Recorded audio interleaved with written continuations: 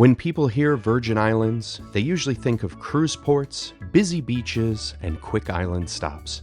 But if you slow down and know where to look, the Virgin Islands can feel quiet, wild, and surprisingly untouched. Today we're counting down the top 10 things to do in the Virgin Islands, focusing on St. John and St. Thomas, and yes, we're saving a true hidden gem for later. I'm Mike, and this is Beyond Home Travel. We'll start at number 10 in Cruz Bay, the laid-back heart of St. John, where island time officially begins. With no airports on the island, this is where most visitors get their first glimpse of the city. It's small, walkable, and full of character. Colorful buildings, waterfront restaurants, and an easygoing island rhythm. It's not flashy, and that's the point. Dipping into number 9, you've probably seen photos of Trunk Bay, and yes, it really looks like that in real life. Bright white sand, calm turquoise water, and a 675-foot underwater snorkeling trail, one of the best in the Caribbean. It's popular, but it's popular for a reason, with accessible beaches, featuring restrooms, lifeguards, and a snack bar. The beach requires a $5 per person per day fee, which can be paid on-site or online. Arrive before 10 a.m. and you'll understand why it's considered one of the most beautiful beaches in the world. Heading over to St. Thomas for number 8, Magen's Bay delivers one of the most perfectly shaped bays in the Caribbean. Renowned for its calm, crystal clear turquoise waters, soft white sand, and the surrounding hills giving it a postcard level backdrop. It's popular, but it's also one of the best pure swimming beaches in the Virgin Islands. This is St. Thomas at its best. Hiking on to number 7, more than 60% of St. John is protected as Virgin Islands National Park. That means no high-rise resorts, no overdevelopment, and miles of preserved coastline and hiking trails. The island feels natural, not manufactured, and that's rare in the Caribbean. While you're there, don't miss the Ram Head Trail, a stunning 2.5-mile round-trip hike featuring panoramic coastal views and unique rocky terrain.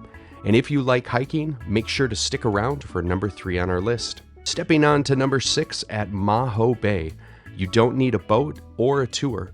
Just walk into the shallow water and float alongside sea turtles grazing on seagrass, which grows in the middle stretches of the shallow bay. To maximize your viewing of the sea turtles, go in the early morning or late afternoon. No boat required, just walk right in and float. At number 5, for a dose of culture and history, head into Charlotte, Amalie, the capital of the U.S. Virgin Islands. Danish colonial architecture, waterfront views, and hillside streets give you a glimpse into the island's past. And it's also a great place for local food and shopping beyond the cruise ship crowds if you explore just a little deeper. A quick fun fact, Charlotte Amalie has a deep water harbor that was once a haven for pirates, including Blackbeard himself. Back onto St. John at number 4, Annaberg Plantation sits quietly above the sea. The stone rune tells the story of the island's colonial history, and the overlook provides one of the most striking views on the North Shore.